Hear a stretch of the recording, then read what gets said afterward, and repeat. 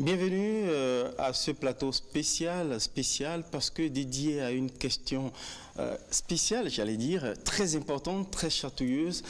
Merci donc de nous faire l'amitié de suivre ce plateau où il sera question de fusil. Fusil ou force unique de sécurité intérieure dont l'annonce a été faite mardi dernier au palais de la présidence face au chef de l'État lors de la transmission à la première autorité du Bénin du rapport sur les réformes sécuritaires.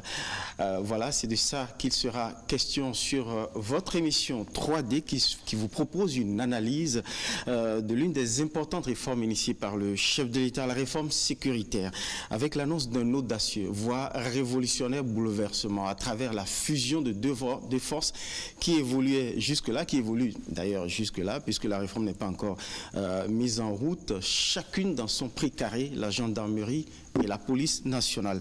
Fusion qui donnera à terme, donc comme je l'ai indiqué d'entrée, la force fusil, donc je le rappelle, force unique de sécurité intérieure. Une annonce qui soulève quelques grincements dedans, exprimés en tout cas sous cap ou sur les réseaux sociaux.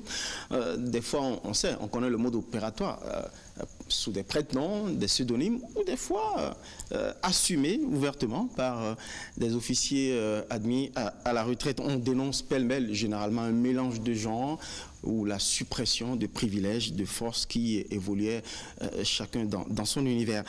Quels sont donc les véritables fondements qui ont présidé à cette réforme? Est-ce que les rivalités et frictions qui intervenaient des fois entre ces deux forces, police et gendarmerie, suffisent pour initier cette réforme sécuritaire révolutionnaire, ou doit-on plutôt la justifier, cette réforme, par les nouvelles menaces qui planent sur la sérénité des citoyens un peu partout dans le monde? J'entends le terrorisme, j'entends la cybercriminalité, les menaces biologiques, voire sanitaires et écologiques. Quelle sera donc la nouvelle donne sécuritaire si les propositions de la commission Ressou, du nom de l'officier supérieur, le général de division qui en a présidé les travaux, et bien si ces propositions sont validées par le gouvernement? Question parmi d'autres que je vais poser à nos invités conviés sur ce plateau. Exprès, j'ai rangé les officiers, deux officiers qui campent les deux corps en présence, qui sont au cœur de l'enjeu de la réforme sécuritaire. Je les ai bien positionnés à ma droite. Donc, il s'agit de deux officiers supérieurs qui représentent à la fois la police et la gendarmerie. J'ai le plaisir de vous présenter donc à mon extrême droite le colonel Soumaïla Yaya, rapporteur d'ailleurs de la commission qui a planché sur les réformes sécuritaires. Colonel, merci d'avoir accepté notre invitation pour nous aider à mieux comprendre vos propositions et cette réforme-là. Merci, monsieur le journaliste. À vos côtés, peut-être pour donner comment je dis, un avant-goût éventuel de la fusion qui aura lieu. Vous êtes gendarme. Bien sûr. Vous êtes gendarme, donc à vos côtés, un policier, un officier supérieur de police en la personne de Étienne Damata, contrôleur général de police. Vous êtes d'ailleurs le patron des ressources humaines à la police nationale. Exactement. Merci d'avoir accepté de vous mettre à côté du colonel, avec qui il est question de fusionner, de vous fusionner. Et puis en face de vous, comme je l'ai indiqué dans mon introduction, celui qui a présidé les travaux de la commission de réforme sécuritaire, le général Félix Ressou. Merci à beaucoup d'avoir accepté. Vous n'êtes pas en tenue, vous êtes à la retraite. Oh oui, absolument. Merci. Dans mon introduction, j'ai posé la question de la pertinence, des fondements, de l'opportunité de cette réforme, en indiquant un certain nombre de motifs qui sont évoqués, des rivalités entre les deux forces. On va repartir au palais pour entendre les accents sous lesquels et vous et le colonel rapporteur avez présenté les motivations. On verra si ce sont les motivations essentielles de ces réformes. On vous suit. Monsieur le Président de la République, vous avez décidé de faire preuve d'audace en faveur de la réforme du secteur de la sécurité dans notre pays. Votre raison a fondé cette décision de mettre définitivement un terme au système bipolaire de sécurité intérieure, arrimé jusque-là à deux différents ministères poursuivant sensiblement les mêmes objectifs. Mais, nonobstant les mêmes missions, la gendarmerie et la police nationale se livrent malheureusement à une compétition indigne et nuisible à tous égards sur le terrain de la compétence en lieu et place d'un espace de complémentarité. La présente réforme intervient dans un contexte géostratégique caractérisé par un monde plus mobile, plus incertain et imprévisible, exposé à des vulnérabilités nouvelles que sont le terrorisme et la prolifération balistique, et à des risques nouveaux tels que les attaques informatiques, les crises sanitaires et écologiques, la dégradation de la biosphère et j'en passe. Dans un tel contexte, il devient donc indispensable d'adapter notre outil de sécurité intérieure au changement des menaces qui pèsent aujourd'hui sur notre pays, c'est-à-dire celle d'une menace majeure de quelque nature qu'elle soit qui mettrait en péril la survie même de la nation béninoise. Je voudrais bien reprendre le plateau par une question et par le dernier bout de l'intervention du colonel. Est-ce que justement pour autant la multiplication des menaces sécuritaires n'appelle pas à une multiplication des forces pour justement attaquer cette menace-là?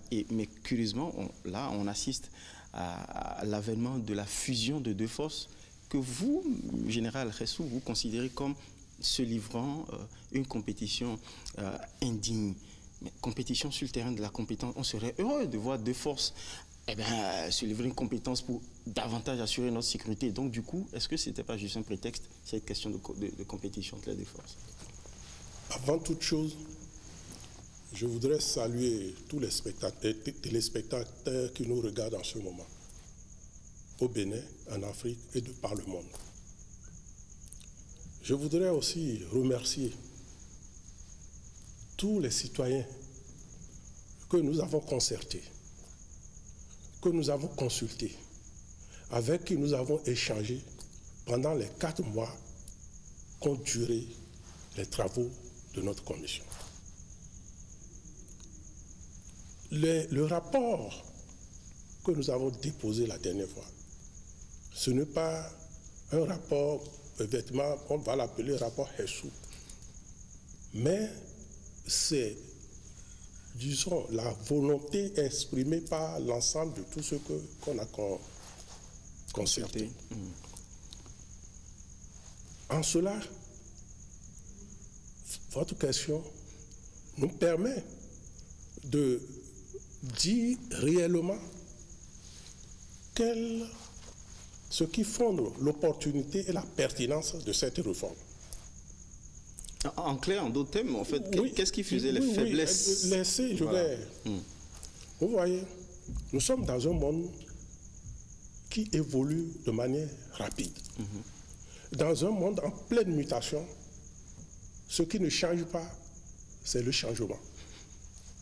Mais quand vous oubliez ou vous faites semblant d'ignorer cette loi de la nature, vous demeurez dans un immobilisme suicidaire. Ou bien vous adoptez des stratégies obsolètes, déphasées, dont la mise en œuvre vous révèle que, en réalité, vous vous êtes trompé de combat. Aujourd'hui, qu'est-ce qu'on constate? On constate, de par ce qui se passe dans le monde, qu'en réalité, la guerre mondiale se déroule en morceaux.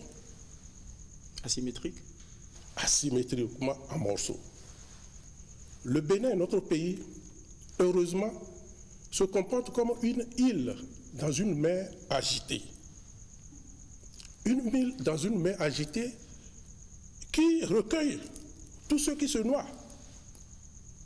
Concrètement, laissez-moi ça c'est des images. Oui, c'est des images.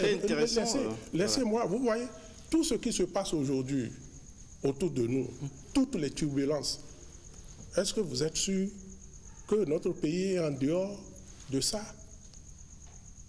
Mais l'avenir ne se prédit pas, ça se prépare.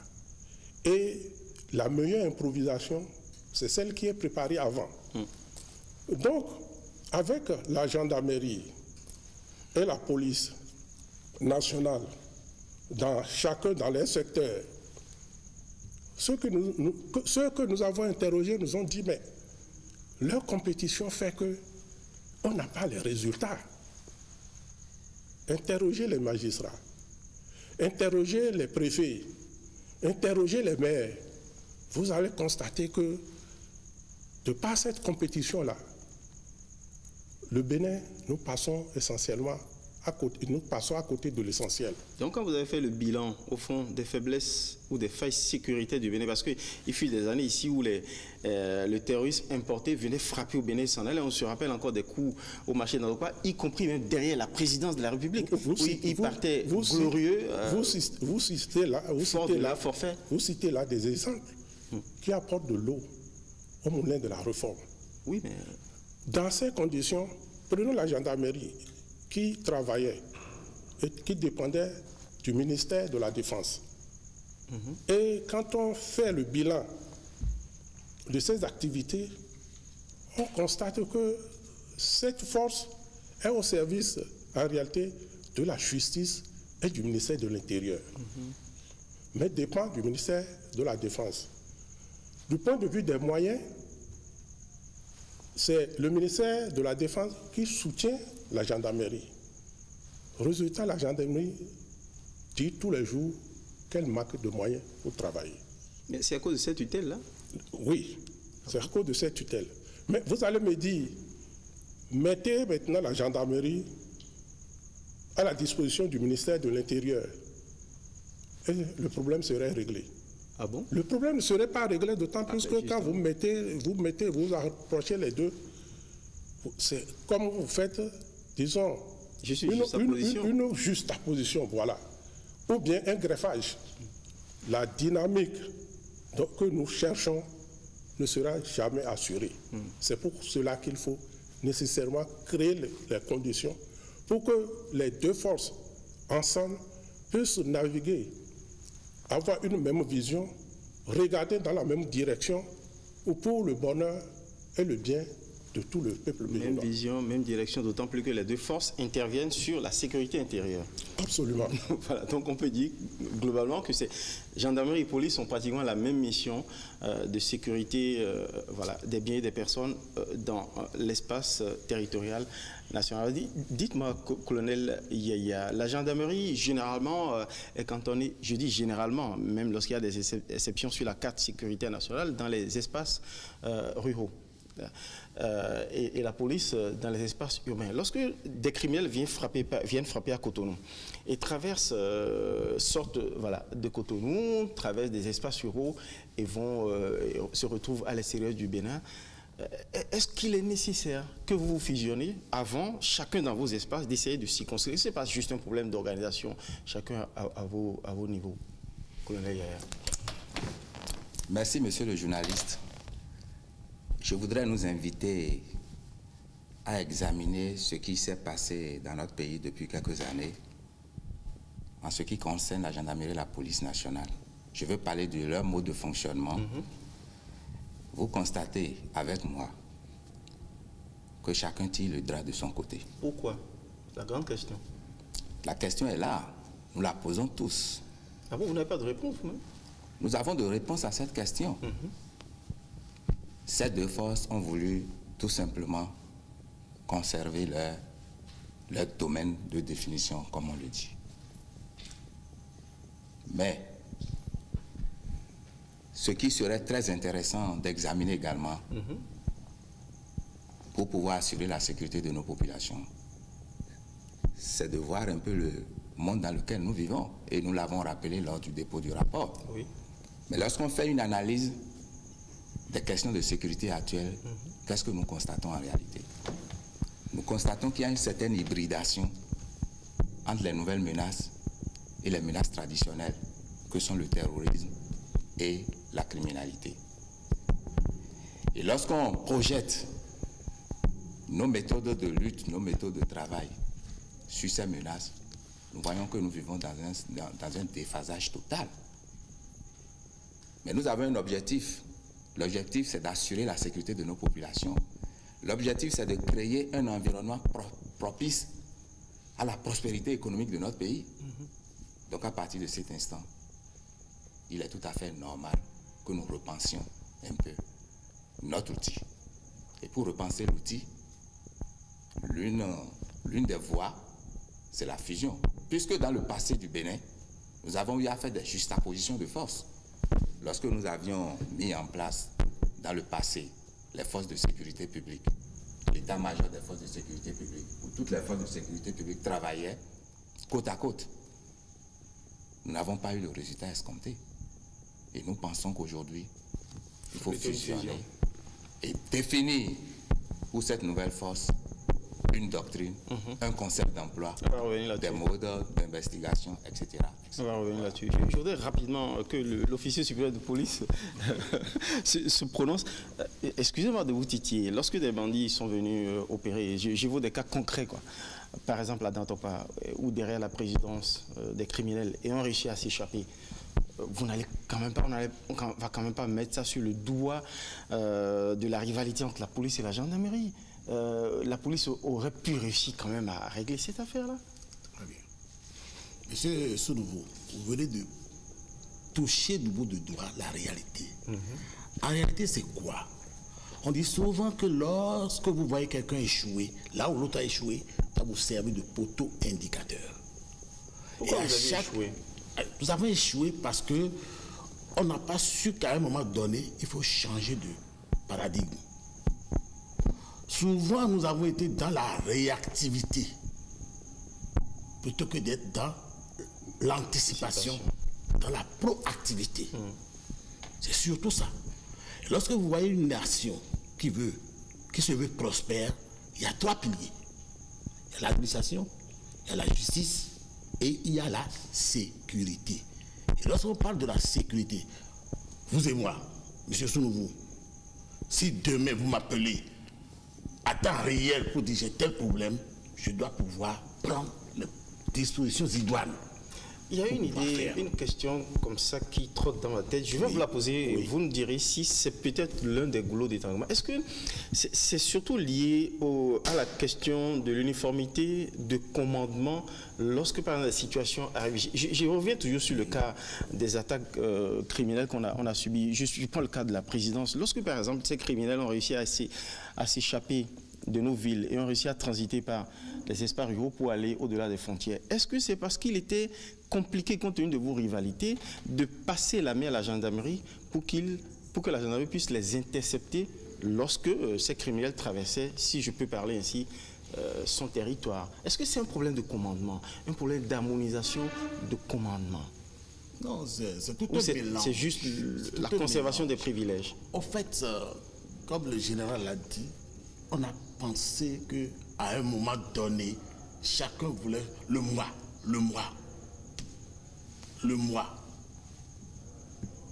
On dira, c'est moi qui ai fait, c'est moi qui ai fait. Et donc, alors, à un moment donné, nous devons nous donner la main. Et c'est ce que le président de la République a vu. Il a été un observateur attentif de ce que c'est que le problème de la sécurité. Et il a pris une décision, c'est de l'audace. Et au bout de ce diagnostic, vous vous êtes dit, bon, autant se mettre ensemble pour être plus fort, si j'ai bien compris l'état d'esprit dans lequel cette réforme a été proposée. Ce qu'il faut souligner. Oui, mon général. Et on va revenir rapidement ce qu'il faut souligner, sur les caractéristiques de la nouvelle force. Le policier ou le gendarme actuel a une attitude, disons, de répression. Il attend que l'acte soit commis et il réagit. Mais vous savez, quand on fait comme ça, là, vous perdez du temps. Les autres prennent de l'avance sur vous. Or, la réforme qu'on propose, ou bien vous ne voulez pas qu'on en parle, la réforme qu'on propose, c'est que le policier est déjà avec la communauté. On va revenir sur les caractéristiques et vous faites bien de me passer le relais pour que on aborde justement la question du profil, cette force qui se dessine. Comment est-ce qu'elle va fonctionner? Quels seront ses moyens, cette force unique? Quel va être son statut? Comment elle va se déployer, s'organiser? On va repartir sur les séquences de la présentation du rapport général pour entendre en tout cas les traits sous lesquels le colonel Yaya a présenté un peu, a brossé le profil de cette force-là. Ensuite. Son engagement permettra d'éviter le recours aux forces armées béninoises et de ne traiter un adversaire de l'intérieur en ennemi de l'intérieur. mais d'œuvrer au maintien et au rétablissement de l'ordre.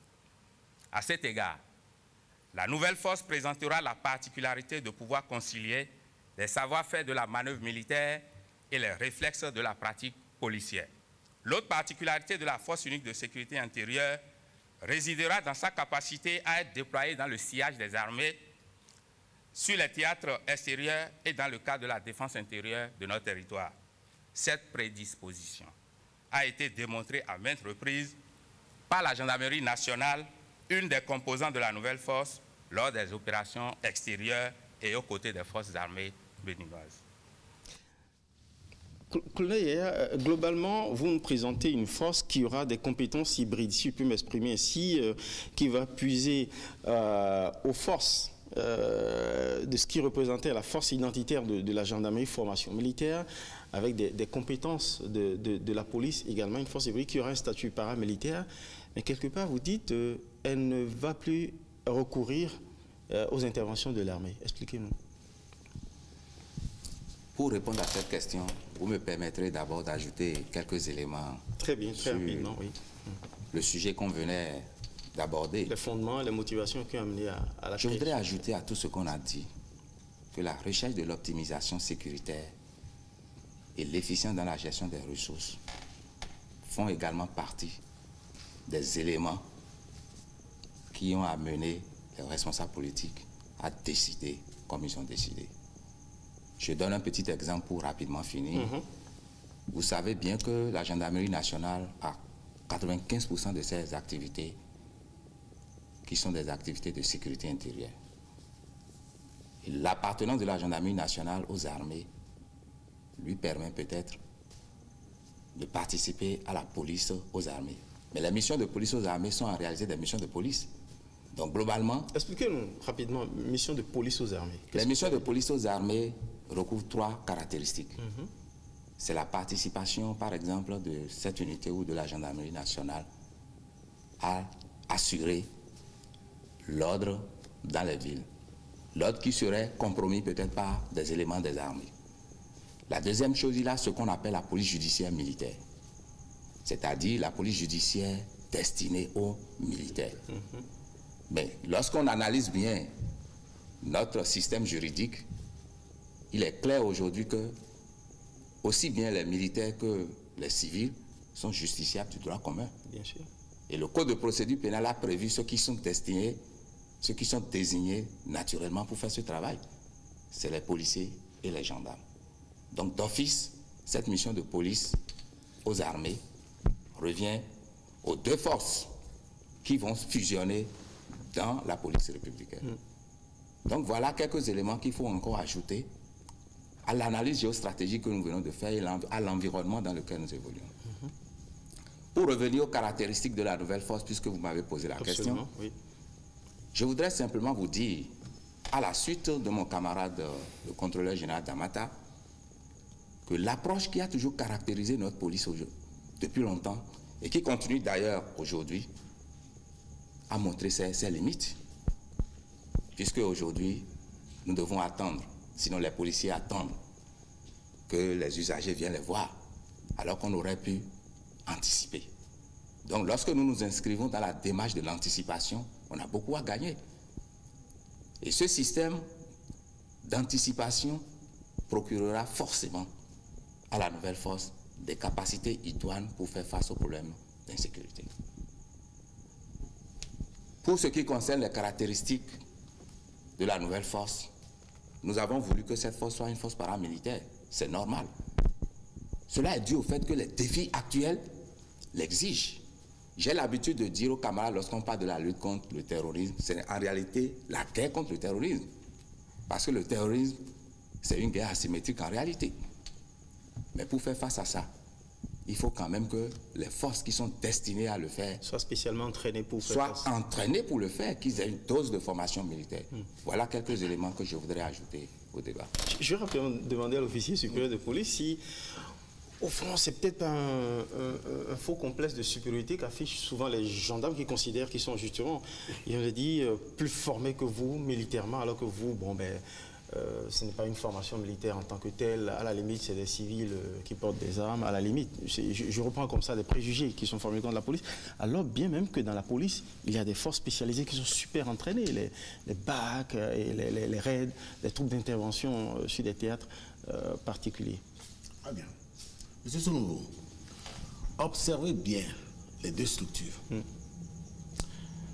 Les deux institutions ont des modes d'action qui ne sont pas les mêmes. Lorsque vous prenez la police dans sa phase opérationnelle, prenez par exemple le RAID, qui est une structure d'élite de la police. Vous voyez son mode opératoire par rapport au BPLP et par rapport BPLP, brigade de protection du littoral. Voilà. Voilà des gens qui ont des domaines d'action bien précis. Et lorsque vous les voyez opérer... Et que les gendarmes n'ont pas? Non, je ne dis pas qu'ils n'ont pas. Ah oui? Non. Au fait, chaque structure a sa manière... Son profil spécialisé. Et lorsque, on dit souvent, quand on est ensemble, on est beaucoup plus fort.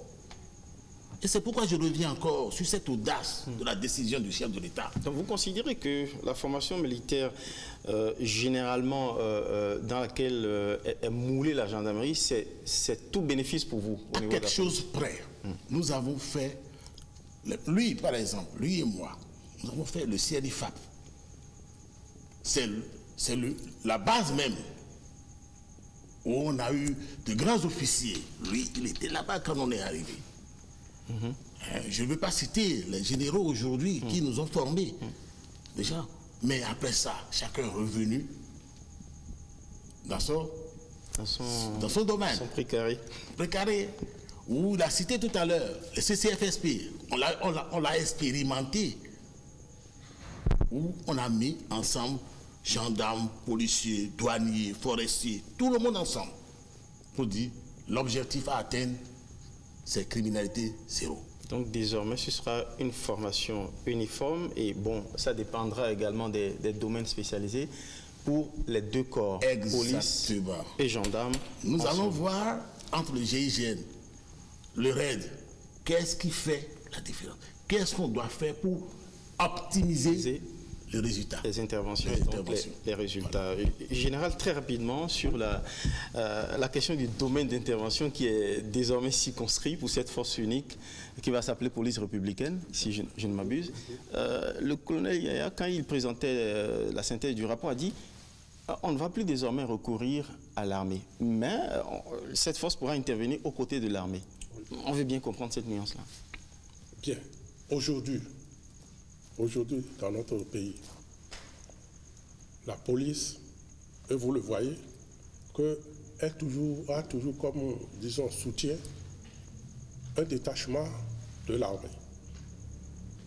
Les militaires qui ne sont pas formés pour assurer la sécurité publique, mais pour l'instant, comme il manque d'effectifs, ils ont toujours un soutien de l'armée.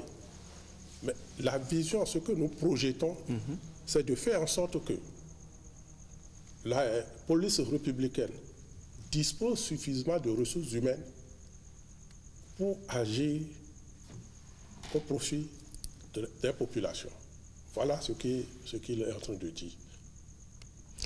On va revenir sur la question de la redéfinition de la carte sécurité, parce qu'on a observé qu'à certains endroits, dans des cités urbaines, certaines gendarmeries, des postes de gendarmerie ont été fermés, et du coup, c'était du pain béni pour les petits brigands qui vous observent également, qui font aussi leur veille, leur anticipation. Cette carte-là sera désormais, le maillage sera totalement complet dans chacun des arrondissements. Nous avons défini le maillage. Tout le pays, tout le territoire national sera sécurisé. On l'avait dit la dernière fois, quand on remettait le rapport, ce que nous suggérons à terme, c'est qu'au niveau de chaque arrondissement, qu'il puisse avoir au moins un commissariat. C'est déjà calculé, c'est déjà défini et projeté dans le temps et l'espace.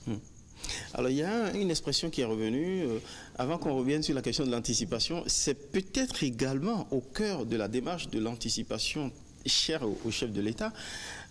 C'est l'expression de community security policing. Dites-moi, vous faites référence à la police municipale? Non, pas du tout. Pas du tout. C'est en réalité la police ou les fonctions de police orientées vers la communauté. C'est-à-dire? C'est-à-dire tout simplement que la police, sinon la nouvelle police, le policier républicain, sera considéré comme un élément de la population. À l'intérieur de cette population, le policier républicain vit.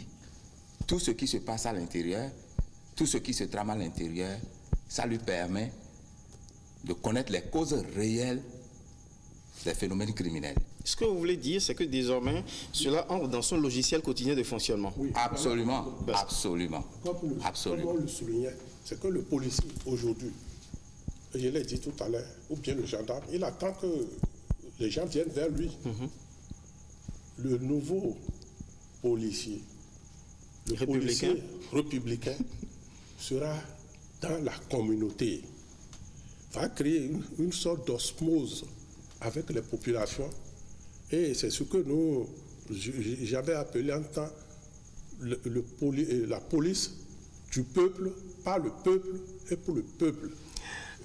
Alors, monsieur le contrôleur général, cette fonction enfin, on comprend bien le but, c'est de pouvoir capter, être en mesure d'avoir de l'information, de l'utiliser à bon escient pour anticiper sur la menace, en se fondant à la population. Mais vous le faisiez ou pas à la police? Oui, merci. Merci, monsieur Sounouveau. Vous l'avez bien dit, nous avions déjà commencé. Vous devez constater que dans un passé récent, on a expérimenté ce qu'on a appelé la police de proximité.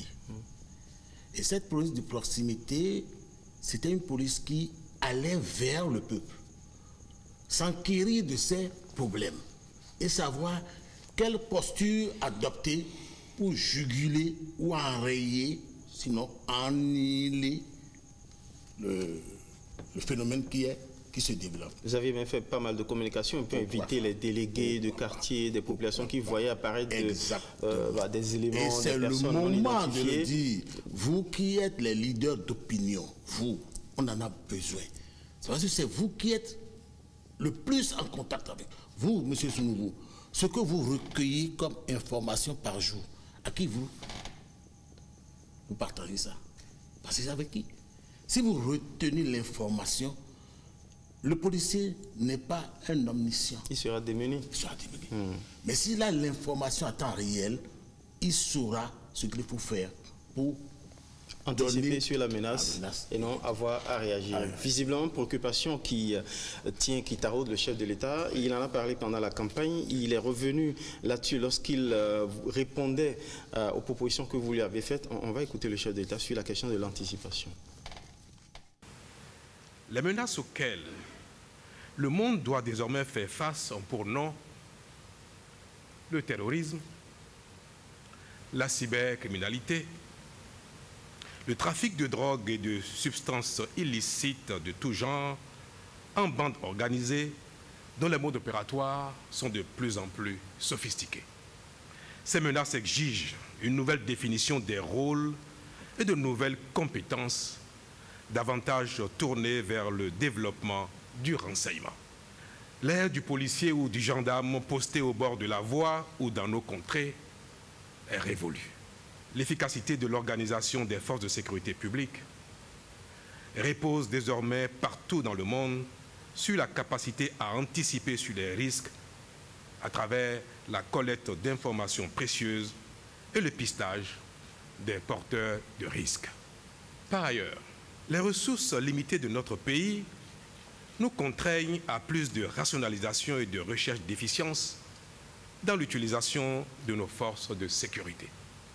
Comme vous le constatez, les défis à relever au travers de ce projet de création d'une force unique de sécurité intérieure sont importants, si tant est que notre pays veut jouer pleinement sa partition dans la lutte contre les fléaux qui sont désormais sans frontières.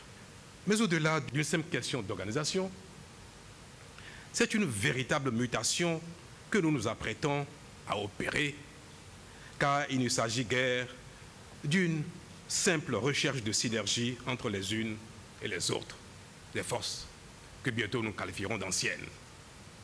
Des forces que bientôt...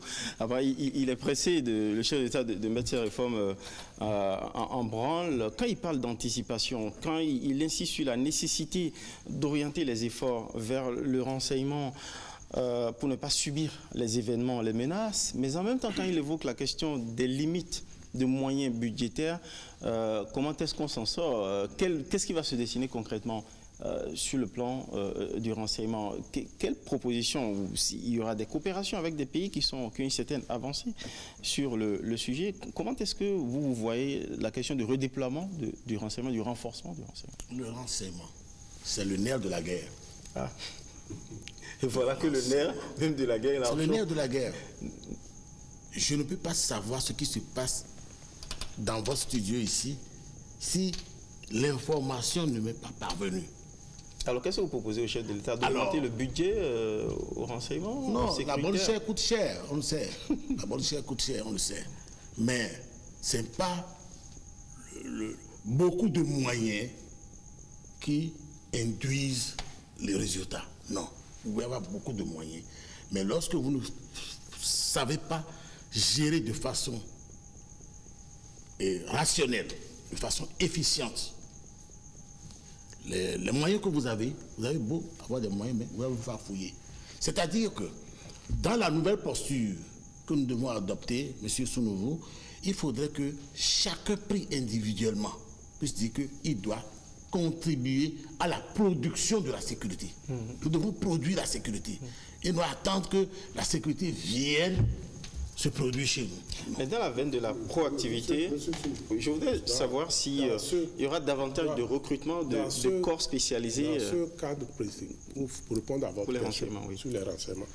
Les renseignements, c'est d'abord une affaire d'organisation. Ce n'est pas une affaire de moyens, comme vous le dites, l'argent, tout ça. Non, non. Oui, on sait tous les cieux que ça mobilise beaucoup de moyens. Il faut organiser. Une bonne organisation conduit à des résultats, disons, palpables et des résultats concluants. Donc, qu'est-ce qu'on a proposé au chef de l'État? La dernière fois, vous l'avez vu, et le colonel Yaya l'a bien dit, il faut organiser le renseignement dans notre pays. Voilà. Bon, apparemment, là, on est dans une sorte d'omerta. C'est peut-être une question sensible. Je vais certainement... Peut-être vous ne voulez pas livrer des secrets stratégiques par rapport à ça. Non, je crois que ce n'est pas ça. Et je vais certainement ajouter quelque chose. La dernière fois, nous avons parlé de la réorganisation de notre système de renseignement intérieur.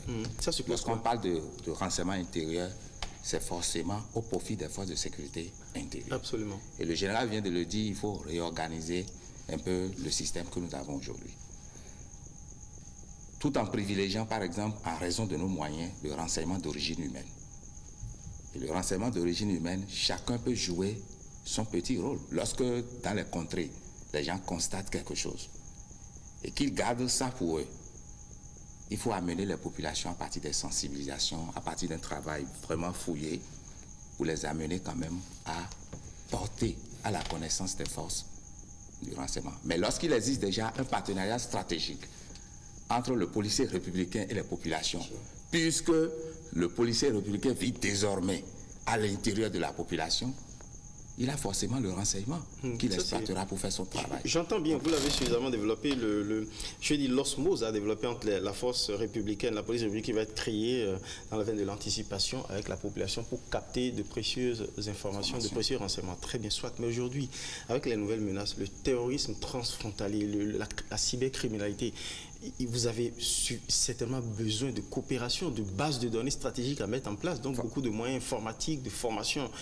de profils de policiers spécialisés. En fait, c'est pour ça que je demandais si, bien sûr, si des moyens vont suivre. Quand on sait qu'il y a souvent des soucis d'arbitrage budgétaire. Je laisse alors le général. Quand on parle d'organisation, C'est tout un système. Vous avez peut-être peur d'évoquer la question des moyens parce que dans l'Hexagone, ça a coûté le poste à un général, à un chef d'état-major. Bon, je comprends bien. De toute façon, on l'a bien dit, si vous m'avez suivi, l'un des tout premiers piliers dont on a parlé, c'est une loi de programmation et d'orientation. Quand on dit loi de programmation et d'orientation, c'est les moyens qu'on recherche. Pour que l'effort de sécurité soit compatible aux ressources dont nous disposons. Et ensuite, soit aussi à la mesure des besoins du Béninois. Pour qu'enfin, disons, la gestion ne soit pas une gestion de, disons, pas improvisation. Donc, une fois que cette loi elle est définie et, disons, votée, donc vous avez tout sera mis en place. Et c'est pourquoi je vais vous dire, je répète encore, que la meilleure improvisation, c'est celle qui est bien préparée. C'est une règle qui vaut un peu partout, surtout même dans notre domaine ici. À l'exposé des motivations en fait, qui ont présidé à cette réforme et à l'analyse des éléments de contexte, les nouvelles menaces imprévisibles, multiformes, etc. On comprend la démarche qui est au cœur de la création de cette force et donc de la fusion de la police et de la gendarmerie avec une réorganisation, surtout l'accent mis sur la réorganisation. Mais pour autant, il faut une feuille de route, il faut régler des questions pratiques. Comment on harmonise les grades, la gestion de l'évolution des carrières de deux forces qui n'avaient peut-être pas les mêmes modes d'appréciation ou d'évolution. Il y a aussi la question du statut syndical de l'agent de cette force. Vous avez fait quelques propositions au chef de l'État, je crois près d'une dizaine même des textes fondamentaux qui doivent accompagner la mise en place de cette réforme. On va écouter juste 4 propositions parmi la dizaine que vous avez proposées au chef de l'État. C'est un véritable agenda. La Commission voudrait par ma voix saisir cette occasion pour esquisser quelques réponses aux problématiques suscitées par la réforme, engagée et tenter de satisfaire les attentes légitimes de toute la communauté policière. Il s'agit de, premièrement, du statut de la force unique de sécurité intérieure. La Commission a retenu pour la force unique de sécurité intérieure le statut paramilitaire. 2. De l'existence ou non d'un syndicat au sein de la force et le droit de grève. La force unique de sécurité intérieure telle que conçue ne disposera ni du droit syndical ni du droit de grève. Mais il y sera institué des délégués de personnel qui sont les représentations des différentes catégories de personnel au sein de cette force. 3. De la dénomination de la nouvelle force. La force unique de sécurité intérieure sera dénommée police républicaine. 4. De la participation à la défense opérationnelle du territoire et de l'exercice des fonctions de police aux armées. La Commission, après avoir examiné minutieusement la question, a donc retenu que la police républicaine maintienne les attributions de police aux armées précédemment exercées par la gendarmerie nationale et continue de participer à la défense opérationnelle du territoire qui s'exerce déjà par les deux forces fusionnées. Enfin, la Commission a établi, conformément à vos instructions, un chronogramme des activités de mise en place de la police républicaine avec pour deadline le 1er janvier 2018. À cet égard, les décisions appropriées seront prises par le Conseil des ministres à temps. C'est vrai qu'on a pris ce bout de phrase du président en réponse au chronogramme que vous lui avez proposé, c'est janvier, si on comprend bien. Janvier 2018, le deadline. Deadline, oui. Janvier 2018. Mais ça va aller très vite, hein. C'est au pas de charge. Et juste après la présentation... Nous avons globalement 4 mois aujourd'hui pour atteindre cet objectif. Juste après la présentation officielle, le chef d'État du rapport, vous avez enclenché avec un séminaire gouvernemental sur la feuille de route affirmative, pour répondre comme un militaire. Alors, statut paramilitaire, vous en avez déjà parlé. Le nom, la police républicaine, c'est comme ça qu'elle va s'appeler. Alors, pour reprendre votre expression favorite, c'est du négatif par rapport au droit de grève. Pourquoi? Bien. Et pour répondre à la question, je voudrais d'abord qu'on examine ce qui se passe aujourd'hui. Vous me permettrez de faire référence d'abord à l'article 32 de l'actuelle loi portant statut spécial des personnels des forces de sécurité publique et assimilés. Cet article stipule que les fonctionnaires des forces de sécurité publique et assimilés jouissent de la liberté syndicale, d'opinion, de croyances philosophiques, religieuses et politiques. Mais la jouissance de ces droits s'exerce en conformité avec l'obligation de réserve imposée par leur état de fonctionnaire des forces de sécurité publique et assimilés, et ne doit en aucun cas porter atteinte à l'exécution du service public d'urgence et à l'intérêt général. Mais qu'est-ce qui se passe aujourd'hui? Littéralement, le droit de réserve qui doit être observé est bafoué. Mais le droit de réserve, c'est par rapport à la matière politique ou pas? À l'exercice même de la fonction. À l'exercice même de la fonction. Oui. Deuxième chose, j'ai voulu rappeler ceci pour vous montrer les éléments qui pourraient remettre en cause le principe même les principes qui ont fondé l'existence de la police républicaine. Deuxième chose, ce n'est pas seulement par l'exercice du droit syndical qu'on peut autoriser les gens à s'exprimer, à poser leurs problèmes. L'article 31 même de la Constitution prévoit ça. En dehors du droit syndical, il y a d'autres modes d'exercice. Oui, vous avez parlé de la possibilité de recourir à des délégués.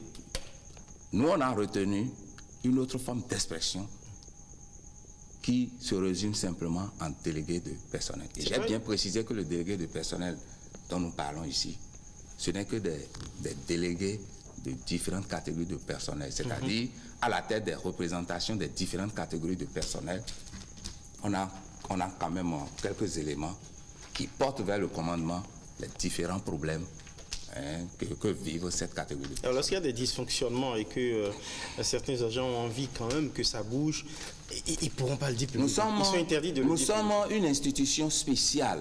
Très bien. Nous ne pouvons pas nous comporter comme les autres institutions. À supposer. Oui, je vais évoquer des cas pratiques. À supposer que on donne le droit de grève ou le droit syndical, on permet au personnel. Ça peut être encadré. Bon, allez-y. Mais s'ils le font et qu'un jour, pour des raisons qui sont propres au personnel, on sait comment les trucs se passent, ils se mettent en grève, le gouvernement sera obligé de faire recours à l'armée. Et l'armée ne doit pas, en principe, dans un État démocratique, intervenir dans les affaires intérieures. Et ce serait une situation très grave pour la démocratie. On comprend le caractère chatouilleux très délicat de la question du droit de grève accordé à des corps qui utilisent surtout l'arme et qui doivent intervenir sur la matière sécuritaire. Très bien.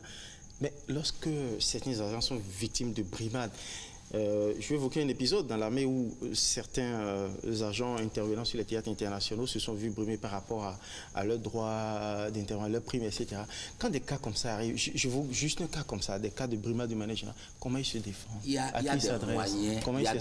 a des moyens pour poser les problèmes.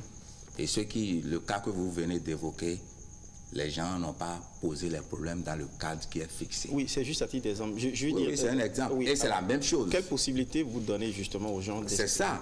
La possibilité que nous donnons, c'est cette forme d'expression que nous instituons. Par les délégués du personnel. Par les délégués du personnel. Et lorsque eux, ils se sentent loyaux ou redevables de ceux qui les ont nommés, Je voudrais vous rappeler que les délégués du personnel sont désignés par les personnels, les différentes catégories de personnel.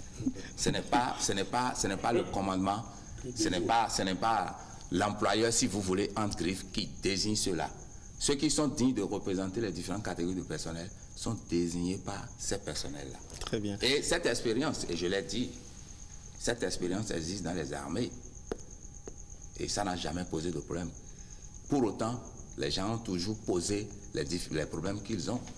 Et pour revenir, vous me permettez de le faire. Pour revenir au cas de la question de l'harmonisation des grades. Quand vous me posez le problème de ceux qui, pour certaines raisons, n'ont pas reçu leur prime au niveau des théâtres extérieurs et qui se sont rebellés entre griffes, ceux-là ont été purement et simplement sanctionnés parce qu'ils n'ont pas respecté la procédure qui est en vigueur en la matière.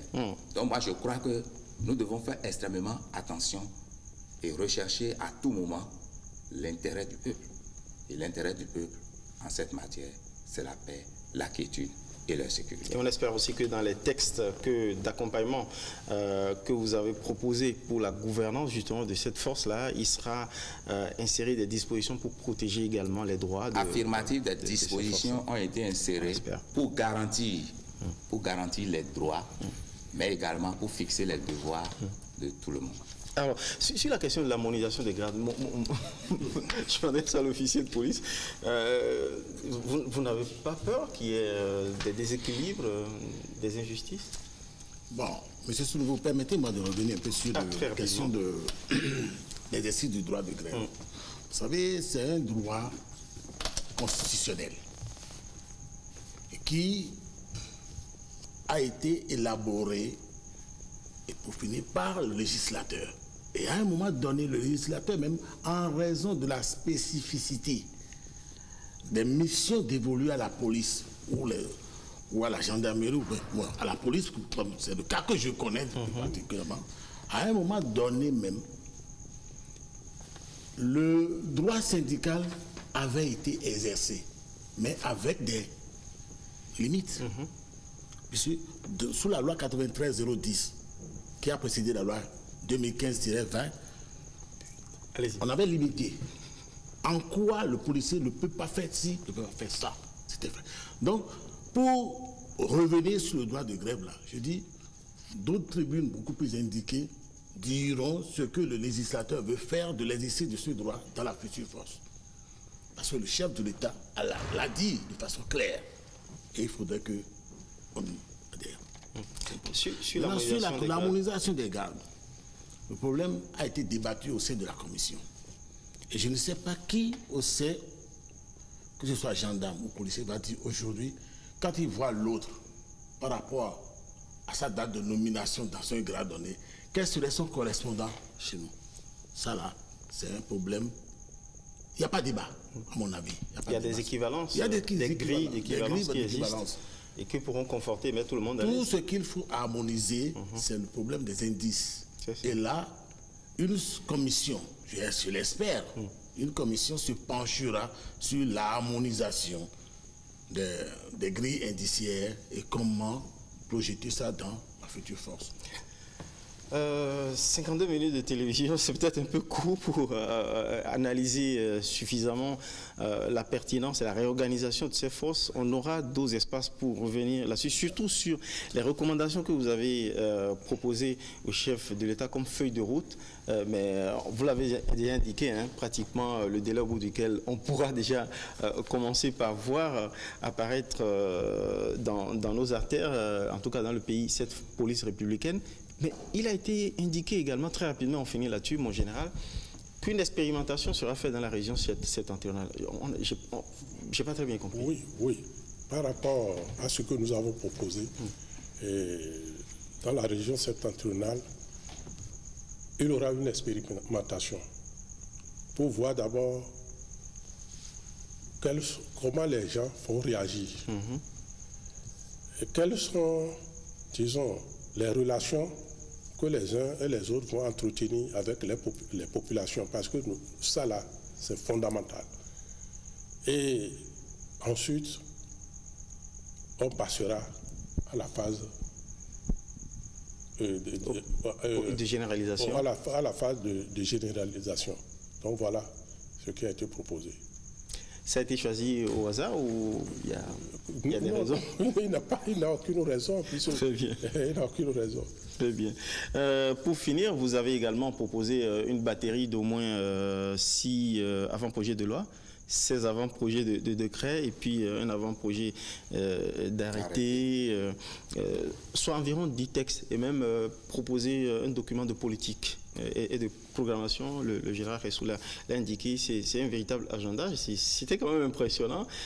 Vous n'avez pratiquement rien laissé au hasard jusqu'à la question de l'expérimentation pilote. On va revenir sans doute dans d'autres rendez-vous médiatiques pour approfondir davantage et éventuellement, pourquoi pas, lors de l'expérimentation, aller tendre le micro non seulement aux populations citoyennes, mais également aux agents qui seront moulés dans cette force unique de sécurité intérieure, FUSI, qui sera dénommée police républicaine, en tout cas si toutes ces propositions-là sont validées par le gouvernement. Merci d'être passé pour nous apporter un début d'éclairage sur ce qui se profile à travers la création, la fusion d'une force unique gendarmerie-police, police républicaine.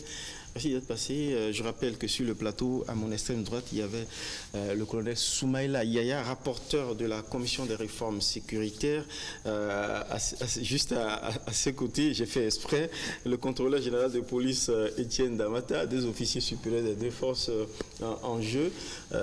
Ils se sont appelés camarades. On espère bien que ce sera le même état d'esprit quand la force unique sera mise en place. Et puis en face, celui qui a présidé la commission des réformes, le général Félix Ressou, admis à la retraite, d'où sa tenue d'apparat traditionnelle. Merci d'être passé et merci de nous avoir suivis. La réflexion se poursuit dans les foyers en attendant l'expérimentation. À très vite. Bonsoir, chef. Merci.